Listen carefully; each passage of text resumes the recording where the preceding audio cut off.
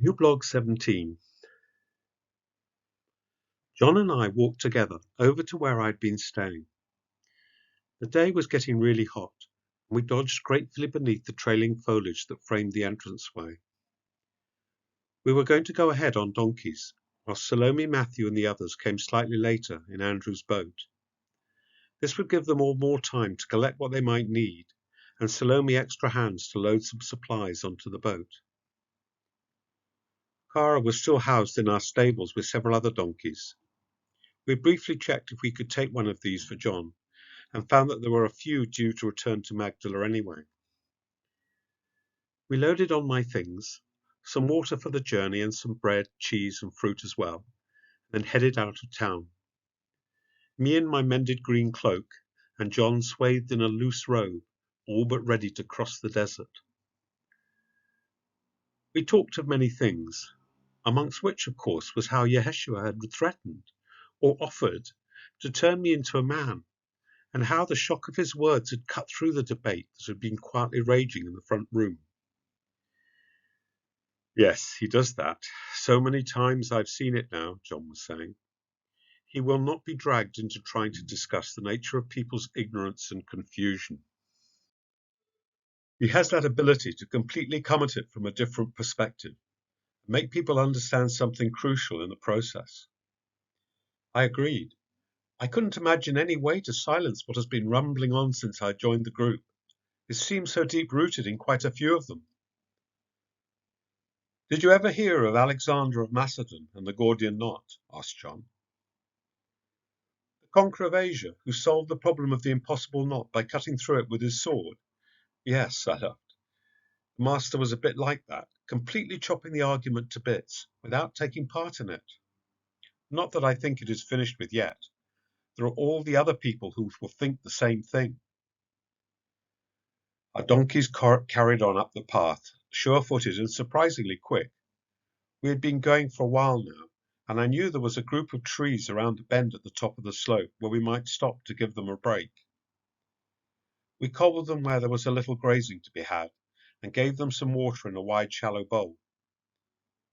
The view of the Sea of Galilee was magnificent. The cicadas were noisy, and the day hot. It was a good way to travel, especially when there was a place like this to stop at. My thoughts strayed to what was still happening in Meridian. It must be incredible to receive the Master's gift, I mused out loud. I cannot imagine how wonderful. It is nothing that you can think or imagine, Mary, said my companion quite seriously. It is far simpler than you think. That is why he calls it a seed. Many people get the wrong sort of expectations. The way I sometimes think of it is as writing. All our thoughts and ideas are like the words we write on a papyrus scroll, and we're so involved in this writing. Then comes the Master and said there is something more basic, more fantastic that we need to know than all the things that we are writing. Was all I could answer. So we start thinking what fantastic words the Master must want to show us, because that is what we know. All right, I can see that, I said. But he wants to draw our attention to the papyrus itself, not by writing more, but by showing us the unblemished surface itself, giving us the chance to realize this is something fantastic that's been given to us. Oh. Without the papyrus, there would be no writing, just a useless pen and ink. They are also gifts, of course, but without appreciation for that we've been given to write upon, what would be the point of them? He paused. It's not a very good analogy, he added, laughing at my serious expression. But in some ways I quite like it. Seeing the paper may not seem so exciting as all those words to most people, but really special to those who want to know what is real. You shall see for yourself anyway. I laughed too, because something in me warmed to what John had said, even though he succeeded in bamboozling my thinking. We carried on after our break, and in a surprisingly short while we found ourselves winding down the track, past the fields that signalled we were nearing the outskirts of Magdalene.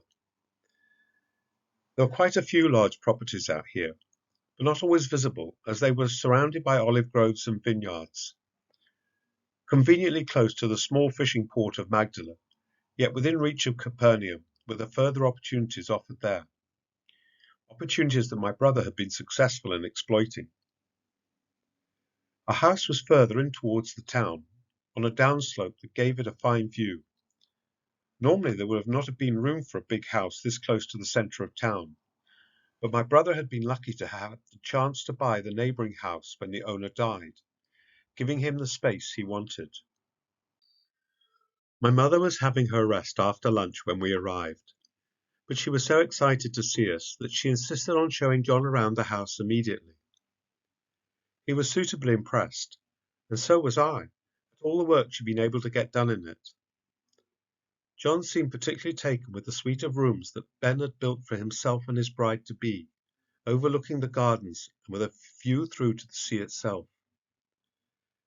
Could these rooms be made available to Yeshua if he was staying in Magdala? He asked my mother. Of course, she answered. When do you think he could be coming? Well, tomorrow, actually, said John, and my mother made an audible gasp. I have to get started immediately, she said. Mary, come and give me a hand.